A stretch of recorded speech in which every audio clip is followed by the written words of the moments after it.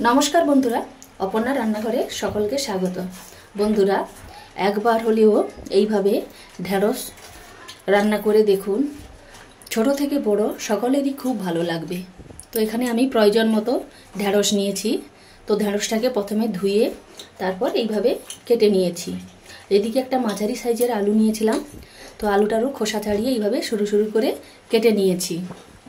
এদিকে ওভেনে কড়া বসিয়ে দিয়েছি। এই কড়ার মধ্যে এবার দিয়ে দেব সরষে তেল। তো তেলটা দেওয়ার পর তেলটা এখানে গরম হয়ে গেছে। এবার এই তেলের মধ্যে দিয়ে দেব একটা মাঝারি সাইজের পেঁয়াজ কুচি, দিয়ে পেঁয়াজটা হালকা লাল করে ভেজে নেব। পেঁয়াজটা হালকা লাল করে ভেজে নেবার পর এবার কেটে ধুয়ে রাখা ঢেঁড়স ও আলু এর মধ্যে দিয়ে দেব। আর দেব অর্ধেক পাতিলেবুর রস, আর দেব স্বাদ মতো নুন।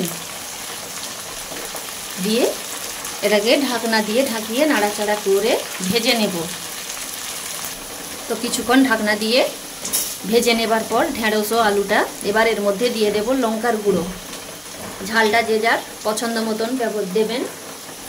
আর দেব 1 চামচের কম হলুদের গুঁড়ো। আর দেব 1 চামচ সাদা সর্ষে ও 1 চামচ জিরে একসাথে বেটে নিয়েছি। এই বাটাটা এবার এর মধ্যে দিয়ে দেব। আর দেব সামান্য জল, দিয়ে কিছুক্ষণ আবার নাড়াচাড়া করে নেব। তো এখানে আমি 1/2 চামচ চিনি দিয়ে দেব। চিনিটা দিতে ভুলে গেছিলাম। দিয়ে এবার নাড়াচাড়া করে দিয়ে দেব অল্প পরিমাণ জল।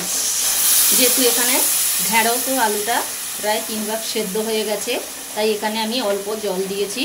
তো এটাকে নাড়াচাড়া করে একটা ঢাকনা দিয়ে ঢাকিয়ে ভালো করে ঢেঁড়স ও আলুটা সেদ্ধ করে নেব।